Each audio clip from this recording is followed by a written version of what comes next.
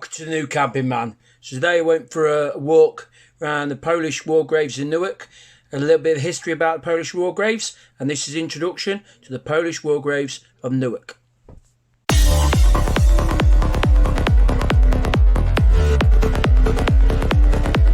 So very often they'll parade through here because it's a very, very famous spot in Newark.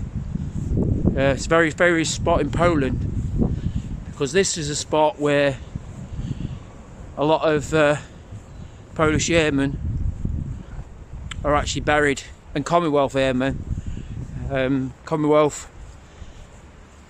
there's lots of personal graves, but so it's a nice place to walk and nice and serene. Obviously you've got to respect the dead, haven't you? So there we go.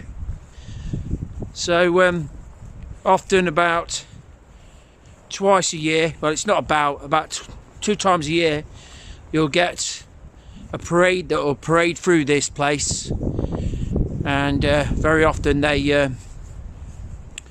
have 2 real, like, commemorations. I think that's the word, commemorations.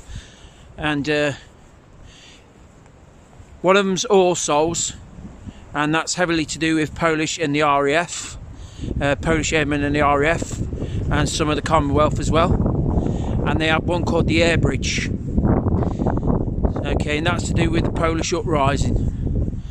So it's usually a good, well, not a good day, you couldn't really call it a good day because it's a commemoration, really, isn't it? But it's interesting to watch, put it that way. And air cadets from our local town, from Newark on Trent, and Plug 1260 Squadron of Newark. I'm heavily involved with them as well, by the way. I'm heavily involved with the air cadets, and we often come and parade here twice a year.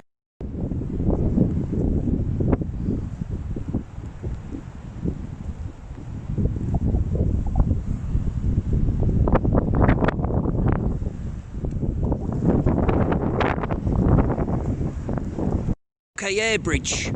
So basically, this is like a cenotaph or a tribute towards 250 airmen of both the Commonwealth and Poland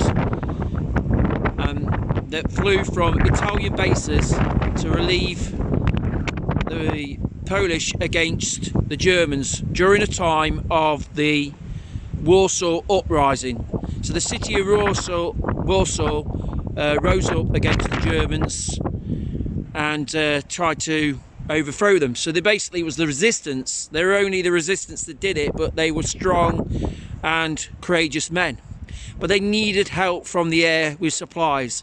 So basically what actually happened is in Italy they flew aircraft over to drop supplies for the resistance fighters in Poland, in this case in Warsaw, to try and help them overthrow the German occupation. Regrettably, it actually failed. The situation is it didn't work, but they were courageous men, and people who, afraid, sadly lost their lives. So this is this whole area is dedicated to that fact. And as I say, once a year they have a parade here where you have people from Poland, representing Poland, and Polish organisations such as their version of the Air Cadets, or it may even be their Scouts, but definitely the RAF Air Cadets, the Royal Air Cadets. We come here, ATC, better known as, we come here and we parade on this particular square, and basically it's a tribute to their effort, or their sacrifice, so to speak. Their sacrifice is the better word, during the 1944 uprising. Obviously this is a Polish war grave, but it's not just Polishmen that you'll see here. It is basically Commonwealth men, people who fought in the Commonwealth for the cause of the 2 wars. So obviously we have the RAF that are heavily involved with this particular place, and people from Poland come here once a year, and we have another parade here called All Souls. So actually on All Souls, a lot of this area is lit in candles and it looks magical at night. It's pretty spectacular to look at, but you can see how many people actually give the ultimate sacrifice for our freedom.